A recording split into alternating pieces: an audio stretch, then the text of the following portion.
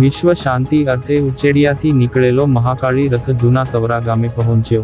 સમગ્ર વિશ્વમાં સુખ, શાંતિ અને સમૃદ્ધિ જળવાઈ રહે તેવા ઉમદા હેતુ સાથે છેલ્લા કેટલાય વર્ષોથી ઉચેડિયા ગામેથી વિશ્વ શાંતિ મહાકાળી રથનું આયોજન કરવામાં આવે છે.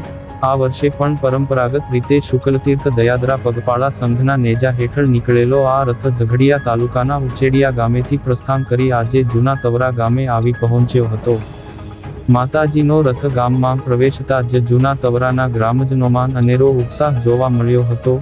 શ્રદ્ધાળુઓએ ભક્તિભાવપૂર્વક માતાજીના રથનું ભવ્ય સ્વાગત કર્યું હતું અને શાસ્ત્રોક્ત વિધિ મુજબ રથનું પૂજન અર્ચન કર્યું હતું.